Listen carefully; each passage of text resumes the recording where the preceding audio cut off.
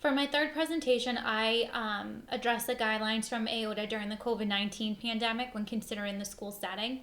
For in-person services, it's important that we work closely with leadership, develop an appropriate plan, and maintain continuous monitoring that follows the CDC guideline. For personal equipment, it's important that we use PPE as needed and that we're also aware of the OSHA standards for proper donning and doffing of PPE.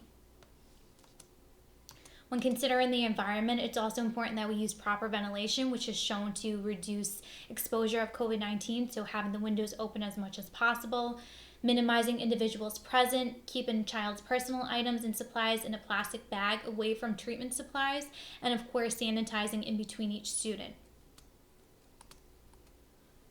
When considering virtual planning, AOTA says in order to prepare for virtual services, it's important that we use social stories, visual times, pictures, calendars, and schedules as needed.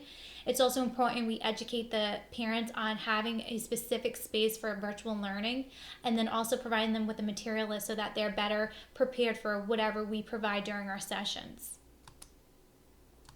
To build a rapport, AOTA suggests sending pictures or videos of ourselves, showing pictures of the classroom or the OT room to make a connection, inviting parents to be a part of the session, identifying the student's interest, and encourage the student to share things about themselves, such as toys or pets.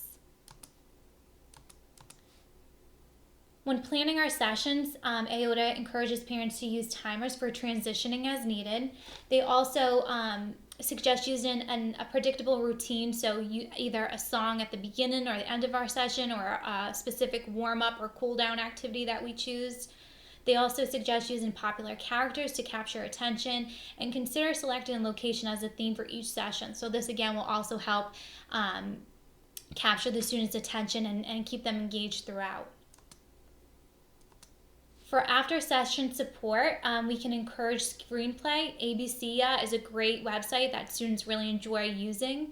Offer asynchronous learning opportunities that can be done outside of the session, and use consistent language when providing cues and keeping track of cues to share with the team. To provide support back into the classroom, they also suggest, again, using social stories, encouraging the parents to use transitional objects, so getting the students familiar again with their backpacks or their lunch boxes, providing opportunities for students to preview the school, which is what we could do during a virtual session, and then visual supports for routine that they would usually engage in while they're at school. So lastly, when considering assessments and evaluations that are being done virtually, we really need to prioritize safety. Is it safe for them to come back into district to do it? We also have to coach the caregiver. So if we do it virtually, we have to let the parents know, you can't help them during these assessments, which I've noticed a lot of parents try to help cue their child. We also have to be considerate on if it's valid or reliable. And then we have to develop methods for collecting, analyzing, and sharing our results.